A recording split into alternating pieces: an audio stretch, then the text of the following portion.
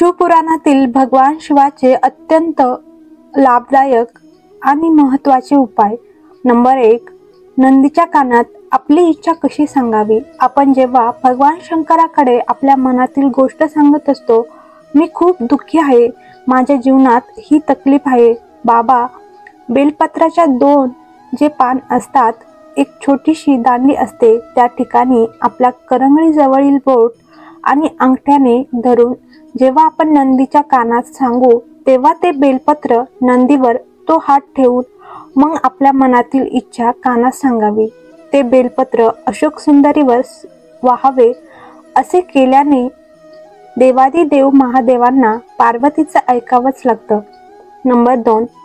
शिवलिंगावर पहिले बेलपत्र वाहून त्यावर जल वाहिले जाते, ते रोगमुक्तीसाठी. नंबर 3. शिवलिंगावर आपण पहिले बेलपत्र वाहिल्यानंतर जल वाहत असाल तर ते रोगमुक्तीसाठी असते. खूप जास्त स्वास्थ्य तकलीफ असेल तर पहिले 1 लोटा दुधाचा आणि 1 लोटा पाणी शिवलिंगावर बेलपत्र ठेवून मग समर्पित करावे. नंबर 4. कधी जीवनात अडचणीत पडला तर तुम्हाला वाटत असेल खूप अडचणीत पडलो आहेत, एक समस्या सुटत नाही तर दुसरी समस्या येत असेल तर एक काम जरूर करा. बेलाच्या झाडाखाली मुळांपाशी लाल चंदनाचे पाणी 1 लोटा प्रत्येक सोमवारी अर्पण करायला सुरुवात करा. आपले आपणच काही अडचणींमध्ये सुधारणा येईल. नंबर 5. भगवान शंकराला जल अर्पण केल्यानंतर थोडेसे उरलेले जल जर नंदीश्वराचा जो उठलेला पाय असतो त्यापाशी जल समर्पित करावे. नंदीच्या सीध्या कानात आपले डोळे बंद करून भगवान नंदीश्वराच्या कानामध्ये सुयशाचे नाव घेऊन जो आपली कामना हळू नंदीच्या कानात बोलून जातो, त्याची मनोकामना 3 ते 3.5 महिन्यांमध्ये पूर्ण होते. सुयशाचं नाव घेऊन नंदीश्वर त्याला शिवाच्या समर्पित करून देतात. नंबर 6. शास्त्रात सांगितलेले आहेत की पत्रिकेमध्ये राहू केतू तुम्हाला दोष देत असेल तर एक सफेद फूल घेऊन 21 वेळा आपल्यावरून उतरवून राहूचे स्मरण करून भगवान शंकराच्या चरणावर समर्पित करावे. जलाधारेतून पाणी खाली पडते त्या ठिकाणी राहू जिंदगीमध्ये कष्ट देणार नाही. नंबर 7. 5 बेलपत्र, 5 फुलं, 5 दुर्वा, 5 लोटा जल. ज्यांना सफेद आकडे का जडचा उपयोग करून सुद्धा गर्भ राहत नसेल त्यांनी हा उपाय करायचा आहे. 5 सोमवार किंवा मग 7 सोमवार शिवलिंगावर 1 बेलपत्र, 1 फूल, 1 दुर्वा, 1 लोटा जल अर्पण करायचं. परत 1 बेलपत्र, 1 फूल, 1 दुर्वा, 1 लोटा जल तुमरुकाजी का नाव घेऊन समर्पित करून घ्यावे व श्री शिवाय नमस्तुभ्यम किंवा मग ओम नमः शिवाय स्मरण करून परत तशीच पूजा 5 वेळेस करून घ्यायची आहे आणि मग जल आचमन करावे. प्रांतकाळी ही पूजा करायची आहे. भोले बाबा संतान अवश्य देतील.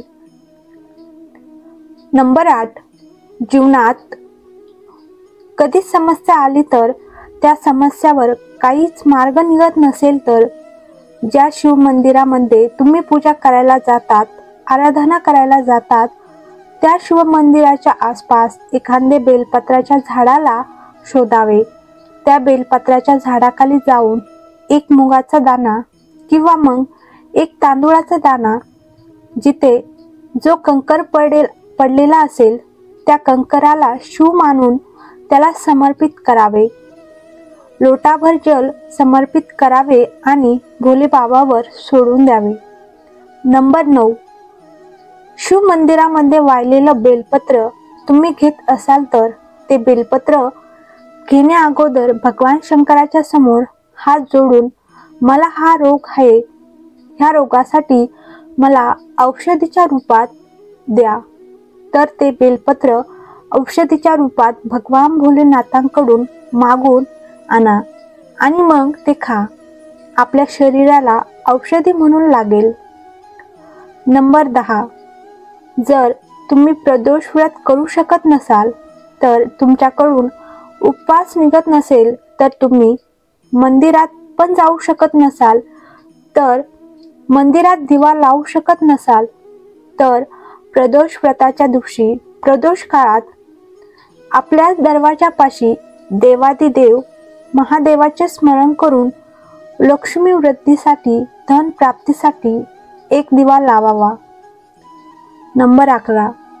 सोमवारी फक्त भगवान शंकराचीच नाही तर संपूर्ण शिव कुटुंबाची पूजा करा. यानंतर शिव चालीसा व शिवाष्टकाचे पठण करावे.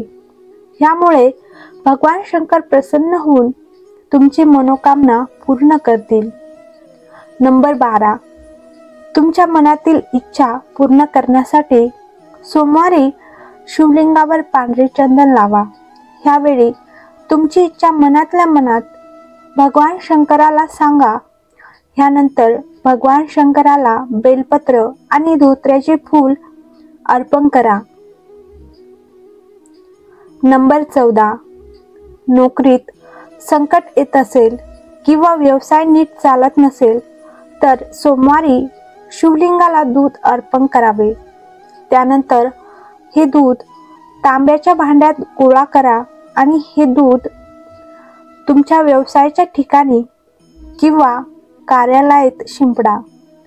या दरम्यान ओम नमः शिवाय ह्या मंत्राचा जप करा.